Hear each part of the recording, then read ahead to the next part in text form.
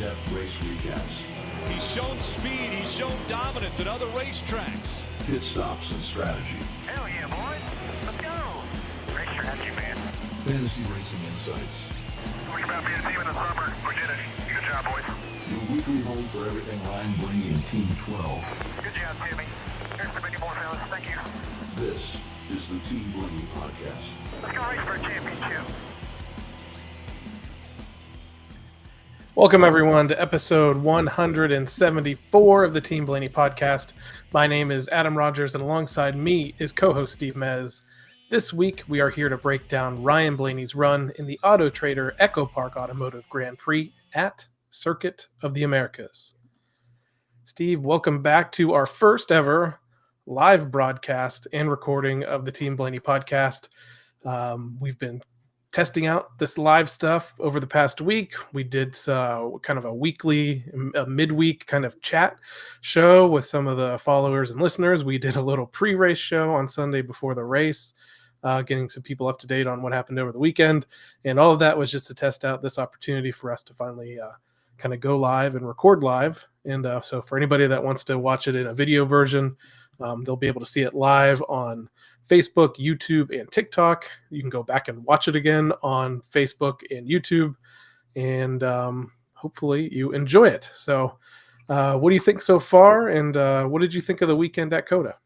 Yeah. Oh, well, first off, if you do download this as a podcast, normally in podcast form, and you do want to see what these two goofy guys look like doing this live and in person, it'll be usually roughly Monday nights at about 8:30 on those three platforms under Team Blaney Podcast, whether it's TikTok, Facebook, or YouTube, whichever way you like to do that. Hopefully we're broadcasting in all three right now, and I think we've tested it, and it works pretty good so far. On the recording end of it, it's going to be pretty good, and so we can't wait to put the podcast itself out in a normal fashion. But if you actually want to see it live in action and watch how we do it, Monday nights, Eastern, 8:30 Eastern. So, COTA, we're going to talk about COTA. COTA was pretty good, I thought, except for the finish. So what I was going to say about COTA, and it's very fitting, and they showed this a lot over the weekend on Fox, that they are in the process of building an amusement park called COTA Land at the racetrack. And they kept showing a roller coaster that was under construction, because if there was a metaphor for the 12 teams weekend at COTA, it was absolutely a roller coaster of ups and downs, and I wish it ended on a high note, but unfortunately, with the way some of these races play out, it doesn't always go your way. But weekend as a whole, Xfinity Series race was awesome. I thought the decision to go to the shorter course was fantastic. I wasn't excited about them trying to introduce some track limit barriers and then removing them, even though after listening to some post-race stuff and some of the podcasts that have come out already, I'm leaning more toward maybe it was a good idea to remove them. But overall, thought it was great. Well, here's the thing about the track limits thing, is it totally messed up the officiating over the weekend too. So they take those things out, and now they're supposed to go back to officiating with, the cameras and so forth. And I don't think they got all the cameras set up the way they're supposed to, because about halfway through the race, all the spotters come on and tell everybody that they're not officiating turn 6. Yeah. And then one or two people, I think, that they interviewed post-race even said that they heard about that on Saturday. That they knew about it on Saturday, that they weren't officiating turn 6 during the Xfinity race. So that thing really messed everything up, because they weren't ready to pull those barriers out, and they weren't ready to put the cameras back in. They didn't have time to do it properly. And then some of the guys, knowing that the track limits weren't being officiated in all the different places, I don't know if it made a huge difference, but it definitely going to make people want to listen to that new podcast that they have about officiating. Hauler talk, yeah. It's funny how they've managed on that show to have a topic of conversation every week because we were fortunately able to end under a green flag condition this week at COTA, so there wasn't any officiating issues with cautions being thrown at weird times or things like that. But yeah, this whole turn 6 thing, I was just talking about how fantastic the weekend was. That was a little frustrating to begin with. And some people did kind of say maybe it was a situation where they didn't have a camera available for that to have that opportunity to police it as good as they could. But I think Jeff mentioned it on the teardown. People just started inundating him with pictures of SVG in that first run, just kind of going through that turn completely off the track. And we talked about it in our Discord chat too. And some people were confused, including me at first. They were saying, "Oh, he's totally on the race course," and it's like, no, he is on the far, I think it was outside or something of that of that turn at that point. Mm-hmm. The course is off to the other side where the gray is. He was out in the blue. And you heard Ryan, after they kind of relayed that information to Ryan, the fact that you could start cutting that corner. He's asking Tim, like, "Hey, have you seen any guys do any crazy things, like just totally driving, blasting off through the blue or anything like that?" And Tim kind of relayed that people were, for the most part, still trying to be as good as they could with it. But man, I still say, like, just stay on the track if you can.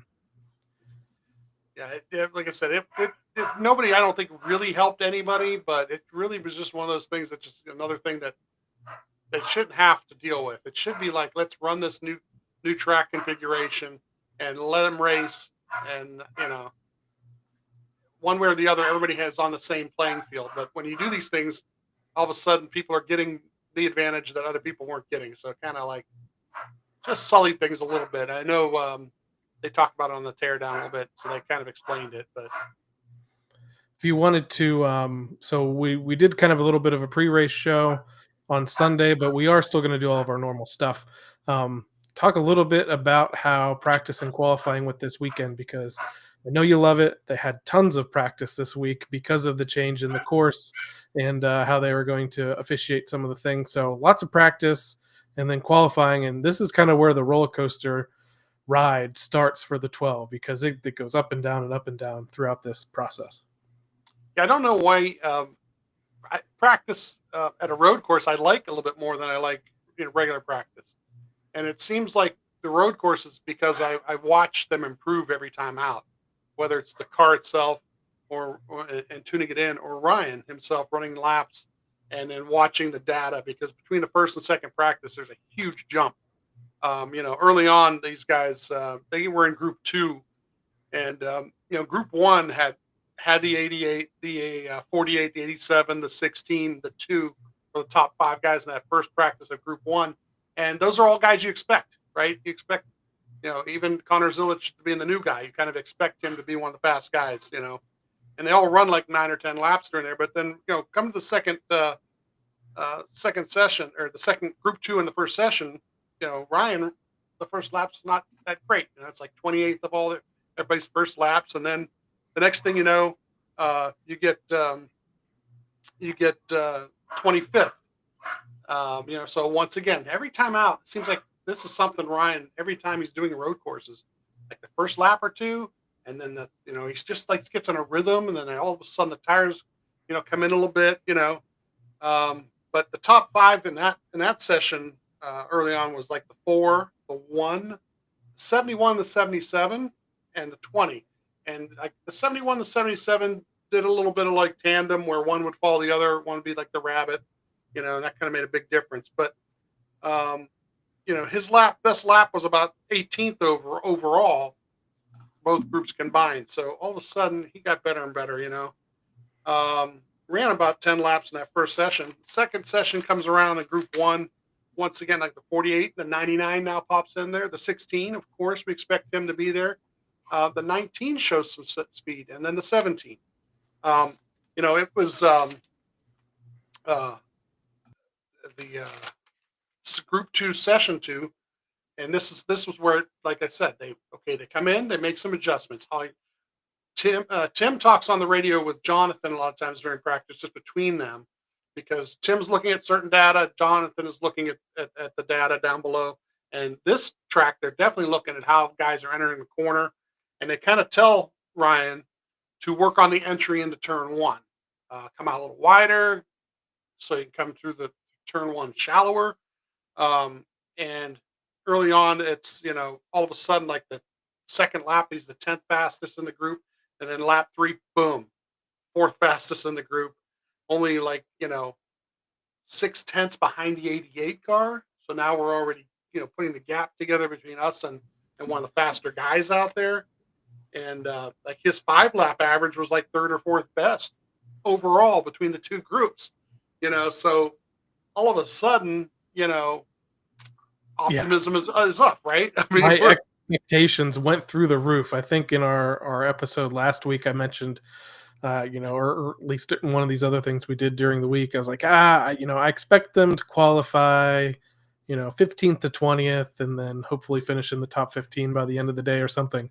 And beginning of practice, I'm like, yep, this is what it looks like. Even though his teammates and Cindric and stuff, were showing some flashes of brilliance. And then, boom, he comes out here. I'm like, ooh, they made some adjustments. We're finding some speed. And I'm like, maybe this is just like Atlanta where they decided to focus on qualifying a little bit more. And, expectations shot up big time when those times came in for that part of practice. So they break up the qualifying into the same two groups, a group 1, group 2, and they give them their sessions to qualify, and then they're going to combine them. So even though you get to the second group and you think the second group would be a little faster with a little more rubber on the track and so forth, and it actually kind of works out that way for a little bit. It's combined. So there's none of this like outside line and inside line or anything like that. You just got to hope your time's better. The 77 puts a lap up, and well, that's actually, that's so, he ends up near the top there in his session there. What a way to back up last week, huh? Yeah, all of a sudden he's got immediately. He's got speed, right? The first session of the qualifying, though, the 99, the 16, the 54, the 87, the 24 end up the top 5 early on. And I say early on because Shane didn't go out right away. The 88 stayed, and he made the last. A lot of guys could go out and then could come back in, and it didn't always end up being faster, but then come back out again. Well, he basically made one shot at it at the end of the session, and he bobbled it going into 5 and did not put himself, top of the board or anything like that. He ended up like second, and his time was not that great because what ends up happening is a couple guys in the second session are passing him. So they get to session 2 here, and Ryan does a lap, and it's like not that hot. So something happened there, and kind of locked it up into one of the turns braking, and I think it was like 14th or something like that. And I don't even think that was overall. Yeah, it was just in the group. So, and it was hard to tell because the TV wasn't combining them. They weren't showing you what it was combined. So it made it a little hard. You had to wait till everything was over to find out where they ended up. But the 45 and the 23 do that little tandem thing. And the 23 follows the 45 really, really well. And they end up with the pole and P2. And 77 ends up in there as 3rd. And the 99 ends up 4th. And like I said, the 88 ends up 5th. Normally we'd have thought Shane might have been on the pole. So Ryan ends up actually 25th. It went out a second time, made 2 laps at it. They let him kind of decide for himself if he wanted to make a second lap. And, it just didn't, it wasn't going to be any faster. So it was fun to watch the tracker because early on the lap, it always looks like the lap's going well, but then the tracker kind of fades.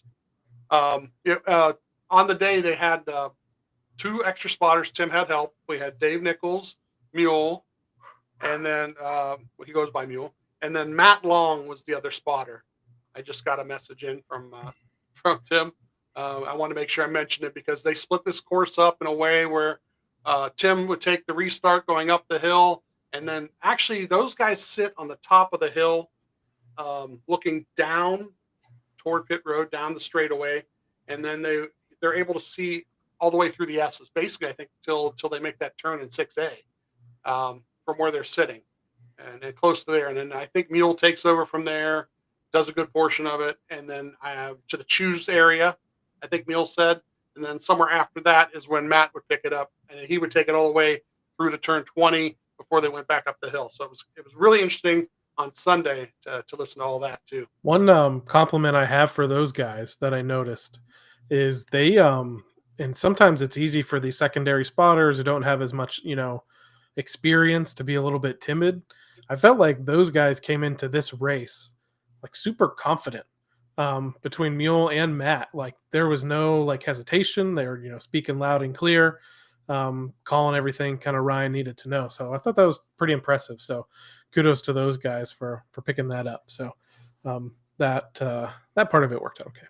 Yeah. So we get to Sunday, and I was looking at stages 20, 45, 95, 5 sets of tires, which doesn't, to me, it kind of didn't sound like enough. Because they definitely talked about tire wear during practice, and during the race, it ends up showing up that there's just enough tire wear after a couple of laps that tires do matter. They take pit stall 31, which has the 17 in front of them and the 2 behind them. And normally that doesn't bother me too much because road course racing, you're not always going to pit with everybody around you unless the cautions fall at the right time or whatever. So we're starting behind the 22 on the inside lane going into 1. We watched this whole race pretty much on the in-car cameras. I know that so the TV coverage is pretty good, but the in-car cameras are, where you see it out the front windshield. You catch a little bit of the peripheral. But it's the scariest sight on these couple of restarts going up in that turn. And I put a TikTok out today where I put together 4 restarts, and the only segment of the restart I put in there was going into the turn. And into turn 1, there was mayhem. And I didn't even write it in here because it didn't cause a caution. That's amazing that it didn't cause a caution. But as they go up into 1, the 1 car decides to play hero on the first lap. He goes all the way on the inside, gets all the way to the top of the hill, does not make the turn. He uses the 9 car to make the turn, spinning him, knocking him into the 87. I believe it knocked the 87 up in the air a little bit. The left-hand side of the car went up a little bit before it bounced back down. It tore up the 11 car. Yeah, immediate carnage. Yeah, the 11 takes damage. He loses a fender in this. The 87, I believe, cuts a tire from the damage in this. And Ross goes from being the lecturer last week to Carson Hocevar about whatever to immediately making a classic Ross Chastain move that at an angle that he was never going to make the turn. And I actually think he kind of nudged it in there with another car and bumped that car out of the way and just drove right into Chase. So Chase was like an innocent bystander. And my favorite thing is in the lap after this, after Chase regroups and goes, he's asking his crew chief they're like encouraging him to kind of go back after him and spin him out. And Chase is like, yeah, I'll do that, but check and make sure that I did anything wrong or not. Wrong, right. He wanted to know if he did something wrong. I mean, no, you didn't do anything wrong. You didn't deserve that at all. No. So literally, Ryan is 25th on the start of the race, correct? As we get to about turn, it was 11, 12, where the Joker, what they called it for a Joker lap, where that runoff is for them to take a stop and go penalty if they get a stop and go. He's up to 15th. He's gained about 10 spots with all that mayhem that happened at the top of the hill. Talking about the roller coaster. Yeah. Back down, my expectations went way low after qualifying. Boom, rockets through the field. Now, I know some of it was because of the carnage, but he was also, if you watch this first run, passing a lot of guys too after things settled down. So I was like, oh boy, he's got a rocket ship. He's going to go straight to the front. He's already in 15th. There's no way he doesn't get stage points in this first stage. Yeah, we get, lap 2 passing the 11 car, get to 14th. And then at lap 5 here, the 20 passes him. So he's back to 15th. You've got like the the 23 car spinning out a couple spots ahead of him. And the 88 is chasing the 45 for the lead at this point. Lap 8 here, and we're now chasing the 54 car, and the 88 has taken the lead. And at lap 13, the 1 car passes, so we're back to 16. Yeah. This is when I got concerned. I was like, oh, this is not going in the right direction. And you may talk about it, but at some point Ryan comes on and says he's getting loose. We'll loose quickly. Quickly, right. Lap 15 here, the 22 passes for 17. The 17 and the 60 end up passing within that same lap somewhere. So we're back to 19. And at lap 16, the 35 and the 11 make it 3 wide. And you get past. We're only back to like 22nd. And they go ahead and decide to pit a couple laps, probably before the sequence that they wanted to. But they weren't going to stay out because there was no way they were going to get stage points from the position they were in. Not enough guys ahead of them were going to actually pit. So they pit, they take 4 tires. It's a 10.1 second stop, which is pretty good for one of the first real stops of the year. And I say real stop because I don't know how much fuel they actually were waiting on. Might have been a little bit because there was some fuel savings thought process during the race. But he joins back in at about 31st. But at lap 18, he's up to 25th. So that's where he was starting at.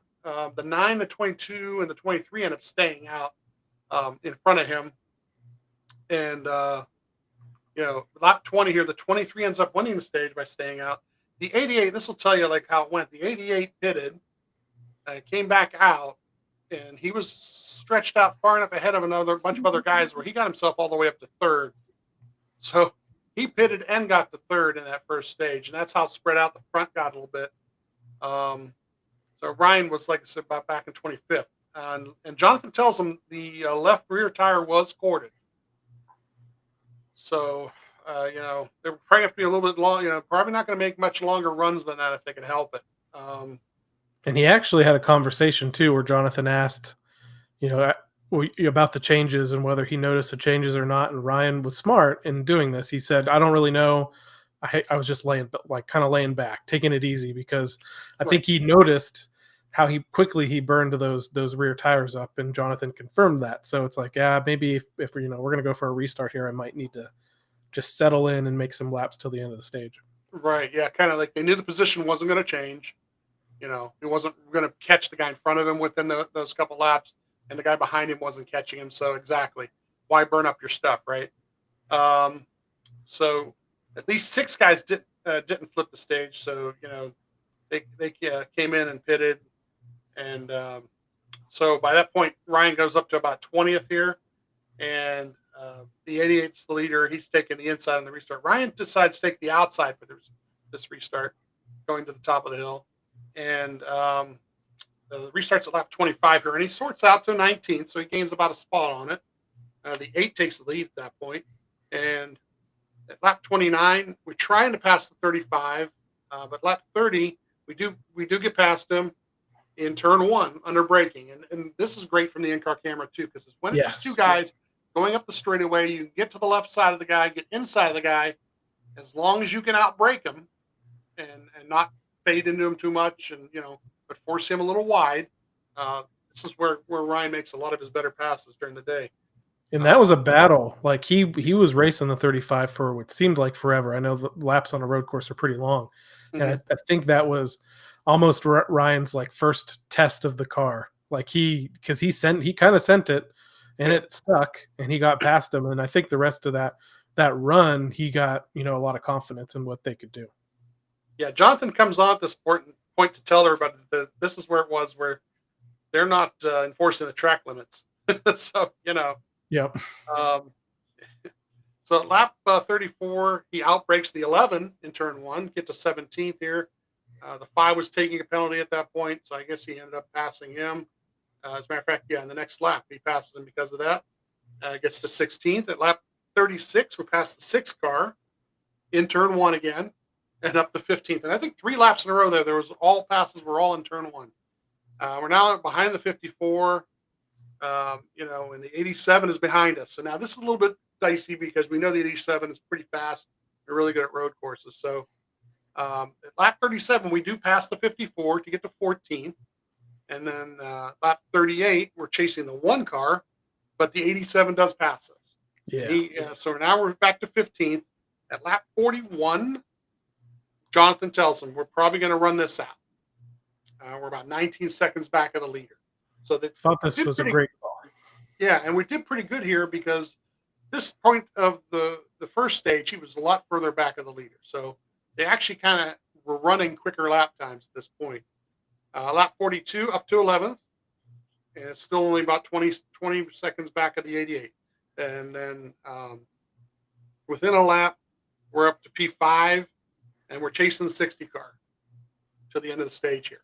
And, the two of them stay out for sure. By lap 43, he's P2. And then, this is when the 5 car lost his right front tire. He had pitted in this sequence of pitting before, the pit road closed. And I thought it was awesome because that sucker rolled all the way off the area that he was in, all the way past any kind of like area where anybody would drive off the track. And so that meant they don't need to call a caution. And he kept it moving and he got himself back to pit road. So, great for him for not causing a caution. But also just fabulous to watch that wheel roll. Thank God it wasn't, the situation. Yeah, the fact that it happened just baffled me because they were already having a slow stop. Yeah. So I don't know I just don't know why they didn't go back and try to tighten it again because Fox was already all on top of it, showing that they'd had some mistakes happen, and it seemed like they had gotten to the left side of the car, and it was still slow over there. And then I was just shocked. And I thought it was slow just maybe because they were going back and retightening things. And just to see the wheel fall off was kind of crazy that it happened. But hey, he made it back to pit road somehow without the. It's our weekly reminder to listen to or watch Stacking Pennies this week, right? Yeah. Skip Flores, because I'm sure that'll be a boat pit road boat and woe there. Yeah. So lap 45 comes around, the 60 wins the stage. Ryan's P2, so great stage points, and this becomes huge later. And the 71 ends up P3 behind us. Pretty good for those guys too. One thing I wanted to interject with and mention, somebody asked, I saw a few people say, this worked great for them to get these stage points. Why didn't they make that same decision in stage 1? And it didn't really dawn on me until you're talking about SVG and some of those other guys that were out front, pitted and came back out and finished up and well up into the top 10. So I think that's why. I think Jonathan could see, even if they had stayed out, they were so far behind. He had just free fallen through the field. They were so far behind at that point. If they stayed out, maybe he gets a couple points out of it. So I think at that moment as well was when I mentioned Ryan's on the radio saying this thing got loose quick, upset with the handling. And then immediately a couple seconds later, they're like, pit this time. we're going to pit this time. So I think that played into that decision as well. But yeah, it dawned on me the fact that if they did stay out, they probably weren't going to get that points out of that first stage. No. So Ryan tells them it's definitely a step in the right direction here. So running a full run there. And with the adjustments and being able to pay attention to them. Roller coaster ride back uphill at that point. Back up the hill. It's just what I mean is just playing with my emotions all day long here because I'm like, here we go. Car's good again. Let's go. They're gonna bring it in and they're gonna wait on fuel. So I don't even know if I looked up how long this pit stop was. But they're P25 for the restart. They choose the inside lane, and the 71 stayed out, took the lead here. Yeah, this was a strategy move. Yeah, weird one, but hey, you know what? If the race goes caution free and they do things right, who knows? I think that was the plan. Yep. Yeah, it just didn't fall on his lap the way he was hoping. I think the restarts at lap 49 here. The 8 is leading, and we pass the 2 and the 23 on lap 49 to get to 23rd, and then we get a caution for the 99 and the 87. And this was wild. Because I believe the 99, did he have any help? I think he so there's like a curbing on the inside where there's a lane to go, like a exit lane or something for emergency vehicles, and that curb is like there and then it drops off immediately. So he kind of hopped that curb and it just spun him out completely. I did want to know your thoughts on this incident because, I mean, not a lot of people are super big 99 fans. So, and because the fact this takes out his, superstar in the making teammate Connor Zilic, who went right instead of left in the smoke. People are saying that why didn't the 99 hold the brake down and just stop the car? And my initial thought on that was it goes back to track limits. He was spinning off of the course. Yeah. So I think he was just trying to keep doing that to hopefully gather it up and keep going and not have to stop and stall the car and that kind of thing. So in Zilic, Zilic mentioned at the care center, he was just seeing smoke, and they showed his in-car, and his windshield was kind of covered in smoke when he made the decision to go right instead of left.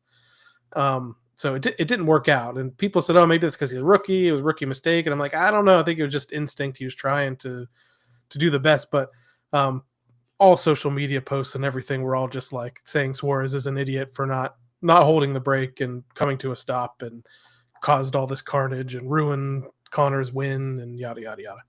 I got to wonder that I'd like to hear the 87 in-car audio, to tell you the truth. Now, it makes me want to go back and listen because, That's true. So we know who the three spotters are for our team, right? And we know that I'm pretty sure even Matt there has been doing this for a while, right? And we definitely know that Mule has, and they've, but I'm wondering because of so we know that Connor has a spotter for his Xfinity ride, but who is the spotter for his Cup ride? Where did they draw his spotter for his Cup ride from? Who are the two other people that were helping that guy spot, or were there two? Maybe there was one. Maybe they didn't have him positioned properly, couldn't see the spot. Because when he comes off of there and goes right, at first there's enough room, and actually, truthfully, there is a little bit more room to the right if he can get around him. So was he told go right, or was he just doing it on instinct? Yeah, that's true. I really kind of wonder, like, how much of that was like, because if you watch the in-car cameras as the race goes on too, the sun starts going down, and it goes down in that direction. So, and Ryan even commented later on the race, when you come around that turn going that way, Can't see I think anything. that's 1920. You can't necessarily see anything, and Matt was really good at trying to help him with that. So, I kind of wonder a little bit on that if it wasn't, now he'll take the blame because he's the driver, and a lot of those guys will just do that. But maybe he wasn't instructed properly what was going on there either. So where were we at here? We had the I have to find out where we left off. So the caution had just come out for the 99. Yeah, 54. So for lap 54's restart here, choose the 8th leader takes the left, the inside. Ryan takes the outside, and we're behind the 21 here. And as they get through the restart, he sorts out to about 18th, but by the end of the lap, he's up to 15th. Doing a pretty good job here. At lap 56, we passed the 6th car to get to 14th. At lap 57, passing the 71 car to get to 13th. In that same lap, passes the 22. We get to 12th. And then at lap 60, we're right behind the 4 and the 77. And we actually pass the 77, get to 11th. At lap 62, they pass the 4 car in turn 1, under braking here. Gets to 10th. The 8 is still leading at this point here. At lap 65, P10, about 17, 18 seconds back of the leader. So, 20-some, laps into a run and still not losing a lot of ground. Lap 67, some pitting starts now. And lap 69, the 8 pits. So Ryan gets up to about 6th. Within 2 laps, lap 71, he's up to 3rd. Lap 73, the 88 is leading. The Ryan is P2. But they do come around and pit this juncture here, gets 4 tires of fuel. This was roughly key, 11 though. What's that? This was a key moment, though, in their strategy. So this is where their strategy to the end was shaping up. They waited a couple more laps longer than the leaders did to pit. Obviously, he goes all the way up to P2 during this cycle. They have learned throughout this race how important tires are. And this was like, and we've seen this, they do this, in a road course race. We've seen do this on ovals, Martinsville, things like that. This was setting up for, if this goes green, guaranteed top 10 finish or more, because he's going to have 3 or 4 lap fresher tires than the guys he's going to start chasing down by the end of the race, because there's a pretty long way to go at this point. So again, I mean, expectations were higher again, especially with the way they blend out of this pit stop. Man, it was like, I'm like, here we go, like 2 top 10s already this season. This is going to be 3rd in a row. The strategy that Jonathan has put together to close this race out, they got their stage points, and now I was so proud of everything they had done up to that moment. Yeah, lap 74 up to 14th here. When the 88 pits from the lead here, the 8 resumes the lead. He passes the 47, gets to 13th. At lap 75, up to 12th here. At lap 76, passing the 48 car in turn 1, which gets him to 10th actually. He's about 6 seconds back of 9th, which is the 7 car. But once you get by somebody, a lot of times you start to close gap a little bit because maybe you are a little faster. And then at lap 77, we get a caution for the 3 car, where the 11 punted him. Gutted. I was gutted. Because this kind of changes everything in the next lap or two. There's discussion about whether to pit or not, whether to take tires or not, who's going to, who isn't. And when you're already looking at like 9th or 10th place and you're sitting there, you basically want to see what everybody does in front of you. And if you decide to stay out, then how many guys behind you stay out behind you to give you that buffer? And one hard thing to do was to look, like I said, look up into the sun where they were going into where pit road was, and to pay attention to who had pulled off. And I think only maybe 1 car had pulled off, and the guys in front of him. Yeah. And the guys behind him, when they get to start going up the main straightaway, Jonathan tells him that at least 8 guys had stayed out. So 8 guys might be a buffer. It's definitely a buffer for some of the guys in front of Ryan. But as we find out, it was probably like the tipping point. It was probably like he was probably right on that point where maybe he could have, maybe it made a difference, maybe it wouldn't have, And again, I think what went into this decision was what I just mentioned. They waited a long time to pit. They had fresher tires than most of, I think, everybody in front of him. Yeah. So I think he saw that as, hey, Jonathan saw it as, hey, we have like this 8 car buffer behind. We have fresher tires than everybody out front. We get this restart and move forward. We're going to put even more people behind us. So I think that's what went into this decision, and I was okay with it. In the discussions after, when he's telling them how many behind, you can tell. And I think a driver's going to be like this anyway. Ryan's, I think, a little bit concerned about the position that he's in, because he's probably, again, thinking back to what the tire wear has been like in this race. So I think that's in his mindset. And then it also leads to an interesting conversation about the choose here. If I'm not sure if you caught it or not. They're talking about inside or outside. Inside or outside.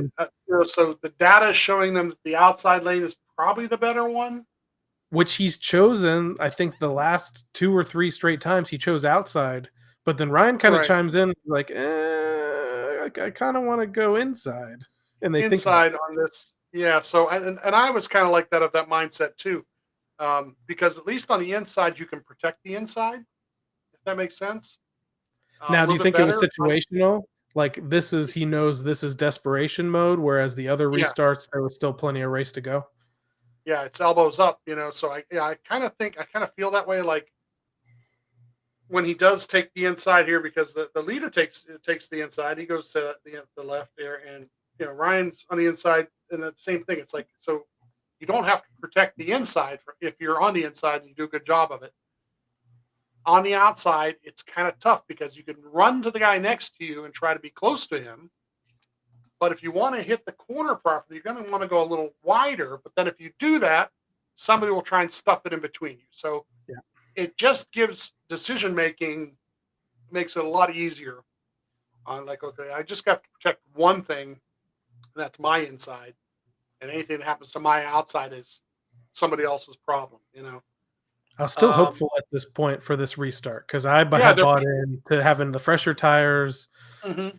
from the Pressure guys tires ahead of and them, a and couple of guys ahead of him, right? So the restart in lap 83, he's in ninth. The 7 does pass. He ends up in 10th at this point. And doors then, them.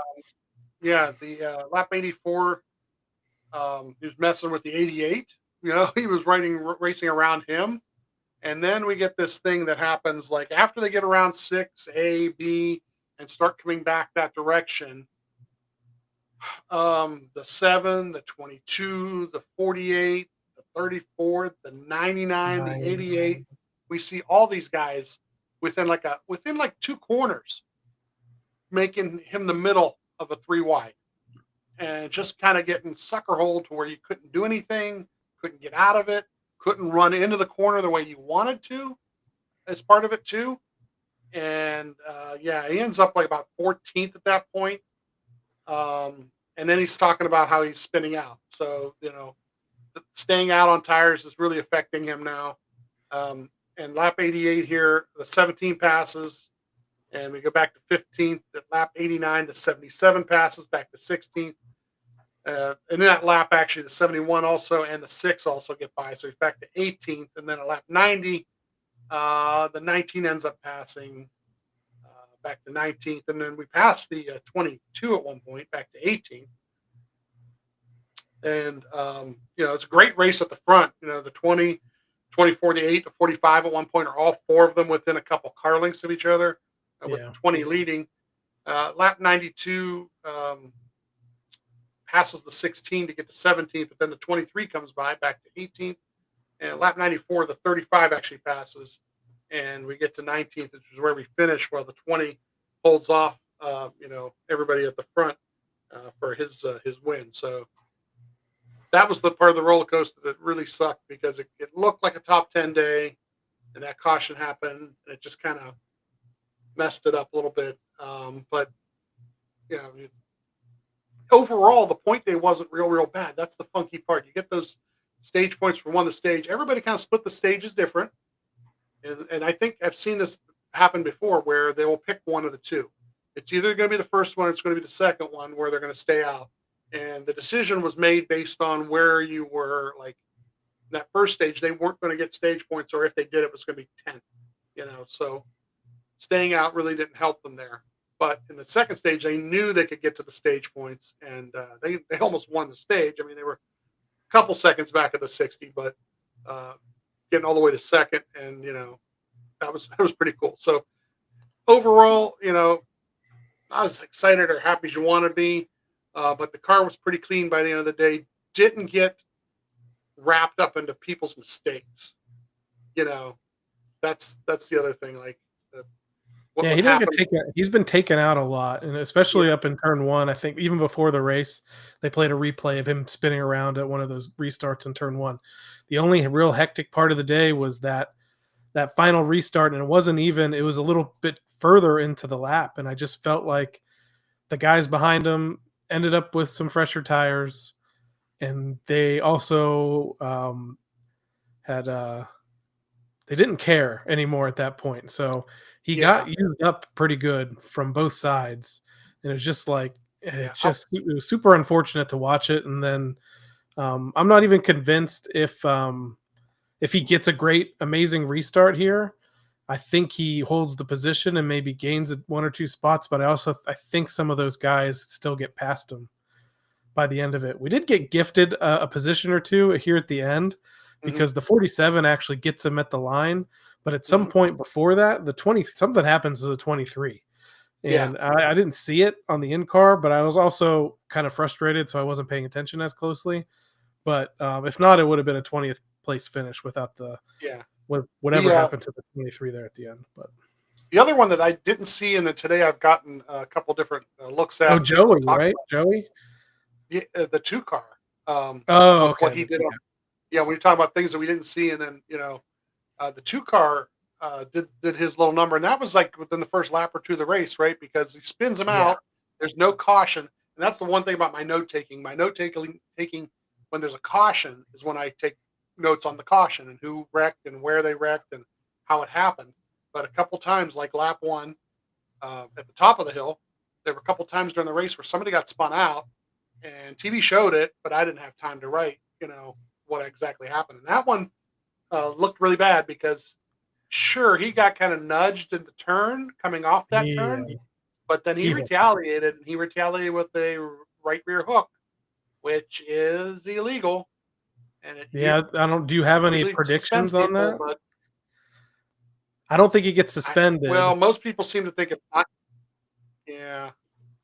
I think Jeff and Jordan mentioned that people have gotten not suspended for similar things, but they have gotten some points and monetary fines just because this wasn't a high speed track. It wasn't on a high speed part of the course, but it's still the act of getting bumped and hit, getting upset, and because I think that's what they really are policing is the mindset that you can't just retaliate like that in that fashion. So I hope he does. I mean, I hope he does. And if anything, I hope it's just points and a penalty or points and a monetary fine or nothing. But the other thing I was going to bring up was the 22, because the 22 muscled his way past Ryan after that last restart.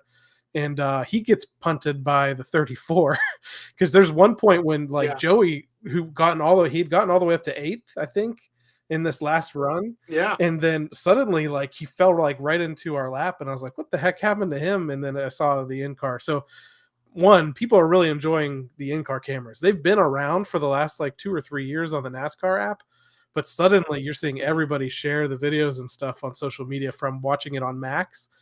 And that's what I saw today too, was that's what happened to the 22. He kind of gets dumped by the 34 to the end of the race. So yeah, I feel a little bit better today. I was telling you yesterday, I was pretty bummed out at the way things finished. And Ryan, even at the end of the race, kind of said, well, that's a bad way, paraphrasing, to end the day. But like he usually says, thanks for the fight and getting the car better and that kind of thing. The bad part is NASCAR or the television takes them a while to give you the standings, the post race, where we are in the standings.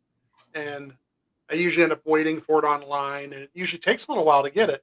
And then once I got the standings, I wasn't too disappointed. I was like, well, not the leader in the points right now, but with a guy who's won 2 races and another guy who's won the other race, we're right in that mix, and we're actually only 2 points out of first place. So not too bad a spot to be in after 3 races. And we haven't even got to the tracks where we're actually going to see how good the team is and where they may have improved during the off season, Yeah. And honestly, that may have even been part of the disappointment too, is that they were so super close to if the race just goes green in the strategy. Because if the race goes green and Ryan finishes 6th or 7th, everyone's, oh, what an amazing strategy. And again, it's a call. It's a 50-50 call. It didn't work out. We have this happen. But he would have come out of this race with, 15 plus or so, probably points lead on everybody. But as you said, it's not so bad.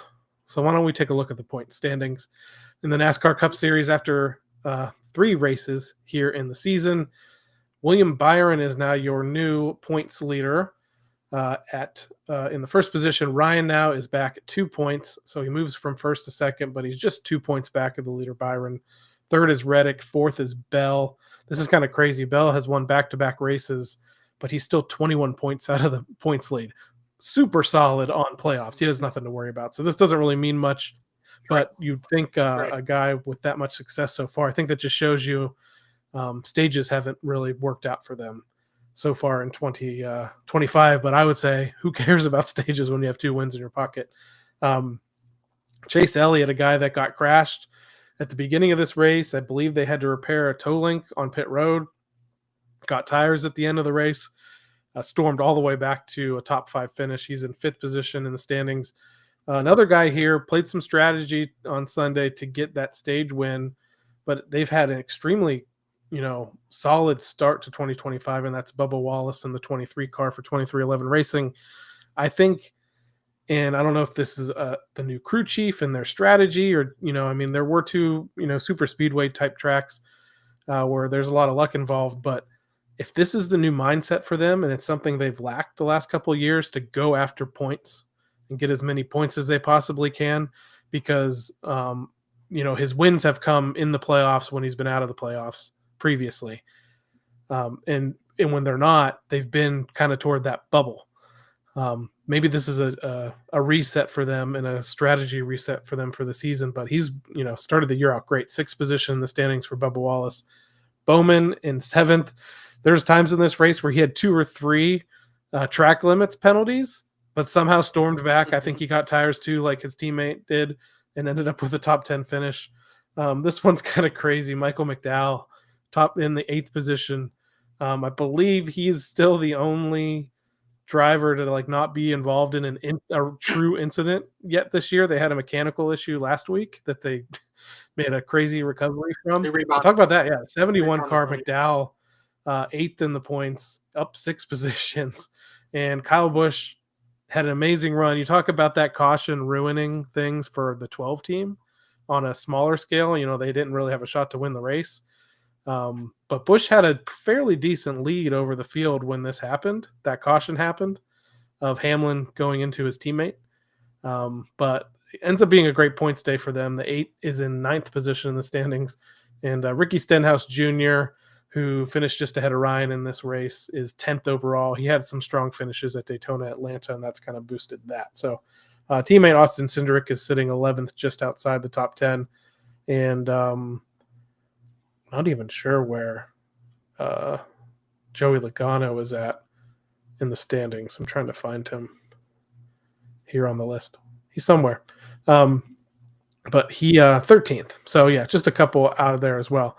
So a little bit better spot for Joey than he was last year. I know he was buried in the points to start the year last year too. So like you said, if we're looking for some sort of light at the end of the tunnel, or a little bit brighter on the brighter side after this race, it's the fact that Ryan's able to come out of here almost with the points lead, and we're going to talk about it in a little bit. I don't want to jump ahead, but heading to maybe his 2nd or 3rd best track on the circuit at Phoenix this week.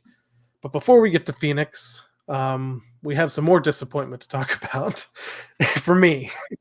For me, What? in the Team Blaney NASCAR Fantasy Live League results. We had a little fun with this on Sunday, where you actually picked your team live on our live stream.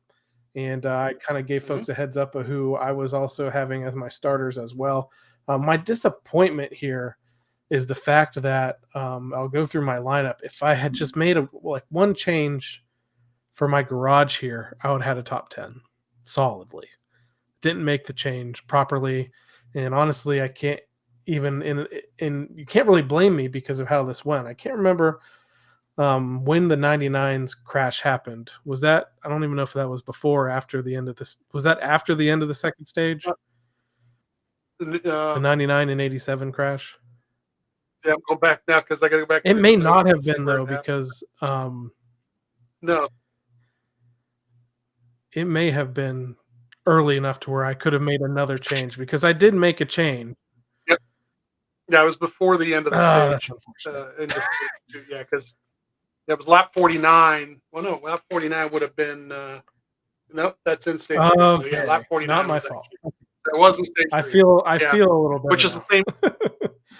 That's why I didn't make the move either, because I had Suarez in the line. Here's my original starters were Reddick, Suarez, Van Gisbergen, Larson, and Elliott, and I had Byron in the garage. When Elliott gets involved in that crash, and as soon as I saw him on pit road getting the toe link repaired, I swapped Byron in and Elliott out. So I thought I was looking pretty good. So Reddick ended up getting me 39 points. Suarez, though, 5. Because he flipped the stages, didn't get any stage points. Byron got me 41. That was great. Van Gisbergen, 45. Larson, 10. That wasn't awesome. Chase Elliott, though, left him in the garage, 39 points. That hurt. So that was that was unfortunate for me. In the featured matchups, I had Reddick over Bell, clearly wrong. I had Bowman over Gibbs, that was right. I had Elliott over Allmendinger, That was right. And I had Van Gisbergen over Chastain. That was right.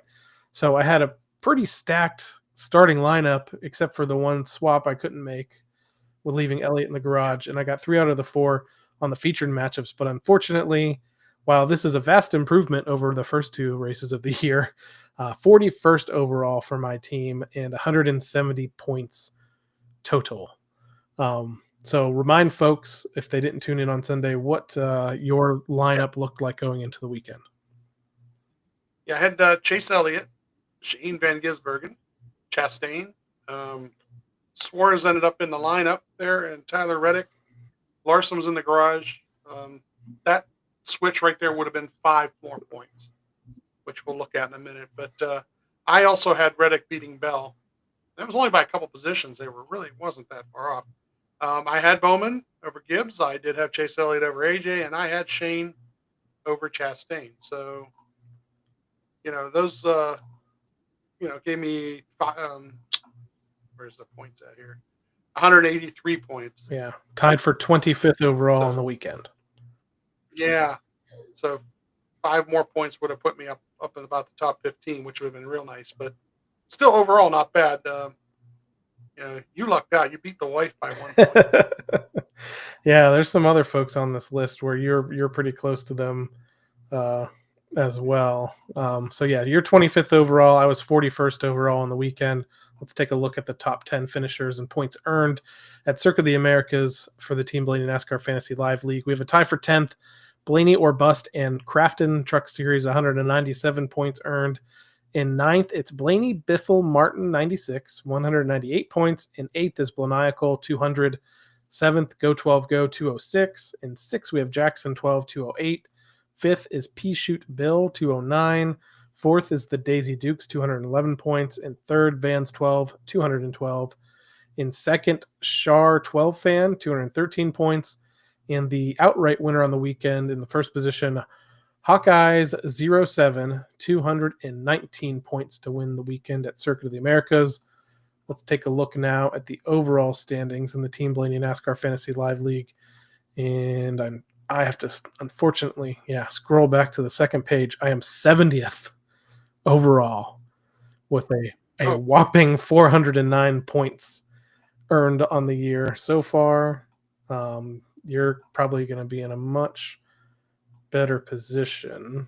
Wow, 15th overall for Mez 12, 502 points. So you have 100 points, about 100 points on me on the year. So I've dug a pretty deep hole. I'm about 5 points from the top 10 right now. Wow.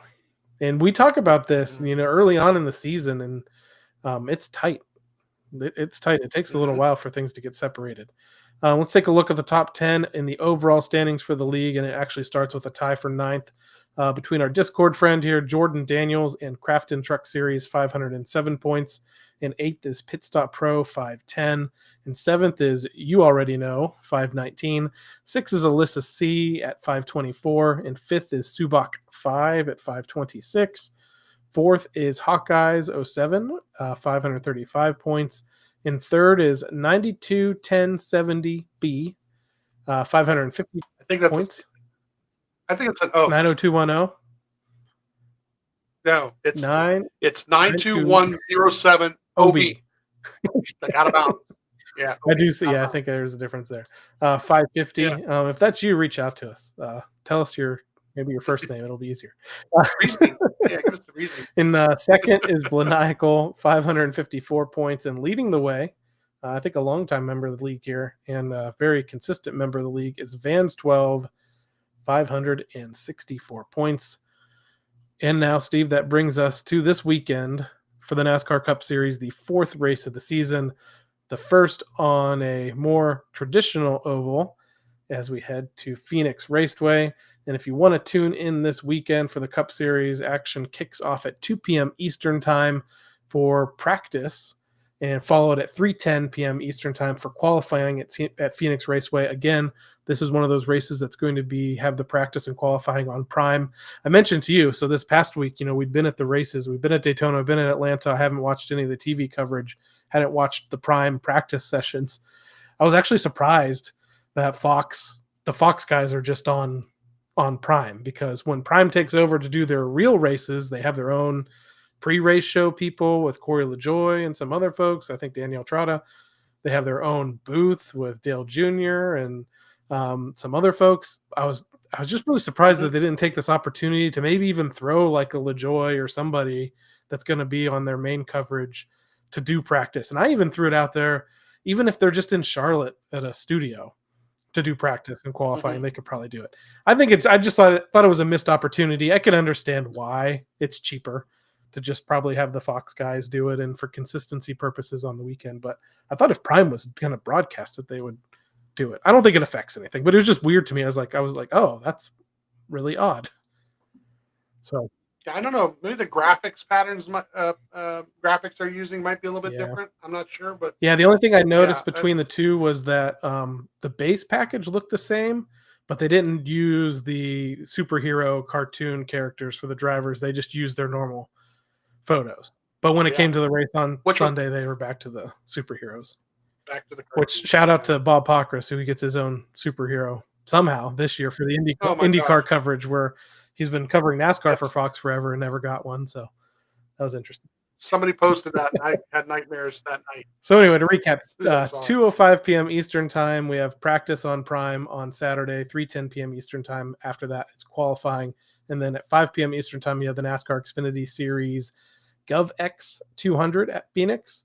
You can watch that on the CW and listen to it on MRN or SiriusXM NASCAR Radio.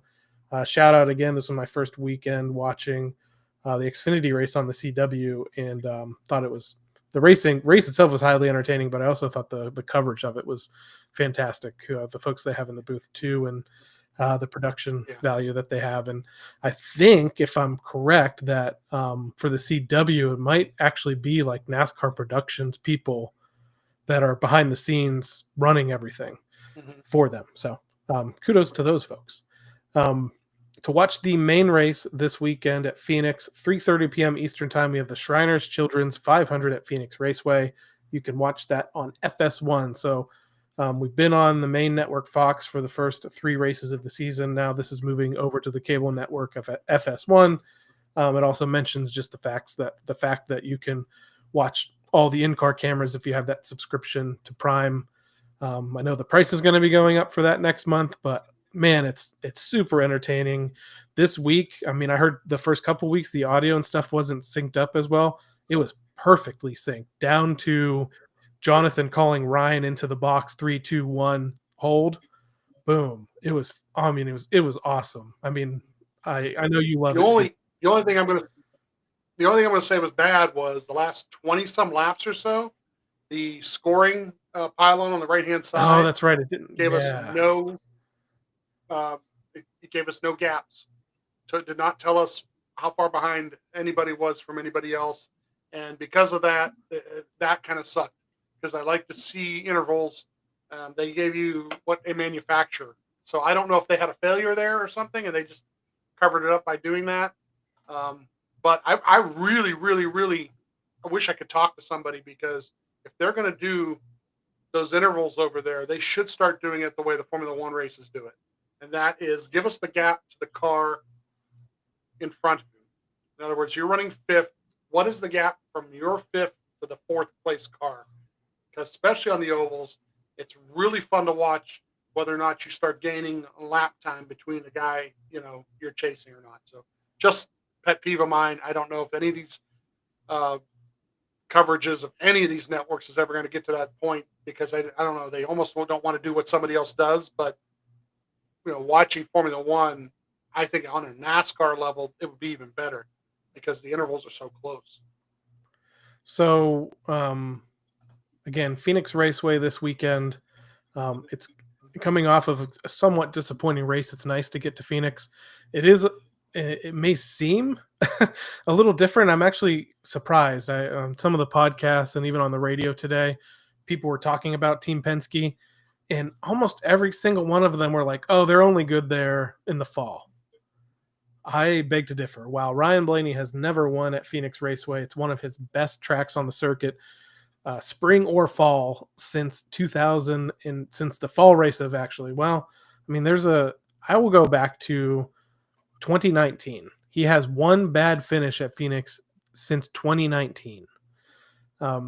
Average start at Phoenix Raceway 7.3, average finish 10.4, 9 top 5s, 13 top 10s. So I'm going to go back. Like I said, one bad finish since 2019. Third. Here's the bad one. 37th, he was involved in a crash. Since then, 6th, 10th, 4th, 2nd, 5th, 2nd. You can say he's bad in the spring. He's finished in the top 5. Yeah. 1, 2, 3, 4, 5, 6, 7 straight races at Phoenix. Spring or fall, he's finished in the top 5. 1, 2, 3, 4 runner-up finishes. We talk about Ryan being due at Atlanta on the newly reconfigured Atlanta. Ryan being due to win the Daytona 500. If Ryan Blaney doesn't pick up a victory at Phoenix Raceway in the NASCAR Cup Series at some point, it'll be wildly disappointing. I've joked before that he's super strong at Phoenix. His only victory at Phoenix, though, comes in the K&N West Series, which actually was one of the races that put him on the map. In a Toyota that won that race back then. I still remember watching that to this day. But still, he is a master at this track. Somebody did mention that Joey Logano kind of refuted the fact that, they're only good there in the fall. And somebody was asking him, well, maybe why isn't it that you guys aren't winning in the fall? And is it the temperature? Is it tire? Is it something else? And he said, we're so good there. I think they actually even asked him about the option tire, and he said he wasn't worried about it at all. He said it's something else. They've got something else when it comes to Phoenix. Yeah, they're just the preparation, design, some different things, whatever it is. They've figured something out that nobody else has figured out in this next gen era, especially. Because ever since the next gen, if you look at those statistics, just strictly the next gen, it's just crazy how good as a group they are. So, if you're picking fantasy stuff, you're picking your 36 for 36. Yeah. And you haven't picked, this might be the week for either the 22 or the 12. This is where they're both going to show up. Practice. I can't wait for practice, really, to see how, if anybody's gained on them. The difference, the last 2 years of watching, actually the last 3 years of watching, is Ryan finishing second to Joey 3 years ago even, was just incredible because the two of them were so much better than everybody else out there. That they knew once they got to you, they were, even though they talk about dirty air and trying to pass in the dirty air, man, once they get past you, they were just checking out because they were that much faster than you. And they were able to pass even in the dirty air because they were so much faster. So, the spring races for some reason aren't always as sharp. Something seems to happen once in a while, or something happens. But if they have a good weekend and just get it done, and nobody does anything stupid, it's definitely a top 5 weekend again. Yeah, they should come out of here with a really strong finish, ideally, unless somehow the rest of the field has figured something out over the offseason. I think Chase Elliott was asked about this race at Phoenix, and he mentioned they spent all year last year trying to figure out a way to get faster there, and they still couldn't beat the Penske cars when it came to the fall, at least. Qualifying, so we've talked all year long. Ryan did get that pole at Atlanta. That was great. But Daytona and this race at Circuit of the Americas qualifying was a little bit of a disappointment. But I just want to warn folks, last 3 starts at Phoenix, 15th, 16th, and 17th, finishes of 2nd, 5th, and 2nd, including the first 2nd, which he won in the championship. So while I still think they need to find a way to qualify in the top 10 every week, I would love for them to qualify in the top 10. If he doesn't, I expect them at least to qualify 15th, 16th, if that being the highest. That's my expectation. Again, they went past my expectation this past weekend, but I would say it is not the end of the world. This is one of those tracks where even if Ryan does start back a little bit, quickly moves his way through the field with the speed that's in those cars. Yeah, I can't wait to watch. I just can't wait to watch Sunday. This is, now we're into the real part of the season. because the next couple of weeks, and they've talked about this on like a couple of podcasts already this week, where you've got this week Phoenix, then Las Vegas, and I think what is it, Homestead after that? Yeah. Even? So you've got 2 mile and a halves and 1 mile. We're back onto oval racing now. We don't have any of the the super speedway package or the road course packages. So now we're going to see what the strength of the schedule looks like, and these next couple of weeks before they get to short tracks, we'll sort some things out. I think some people you saw in the top 10 the standings that were surprised are going to disappear. I hate to say that, but be negative toward cars like the 71 or the 47, but this will be where the rubber meets the road. So, talking about Phoenix, and we just talked about and recapped our fantasy stuff for the weekend at COTA. Any guys, I'll tell you one right out of the gate that I'm probably going to put in my lineup, and that's the hot hand right now in Christopher Bell. He's won at Phoenix in the past. He's run there really well. We were very lucky that he crashed out of that championship race when Ryan won the championship. Everything is clicking for that team right now. They're super dangerous. Christopher Bell's a guy that I'm probably going to put in my lineup unless he's totally out to lunch in practice. Ryan, check. Joey, check. Here's a wild card. Josh Berry. If he gets in this Penske equipment with his skill set on shorter tracks, again, let's see what happens in practice and qualifying. But if you are doing a little bit of load management already, because you only get so many picks of these guys throughout the season, I think that the 21 car might be a little bit of a sleeper this weekend in this Penske equipment.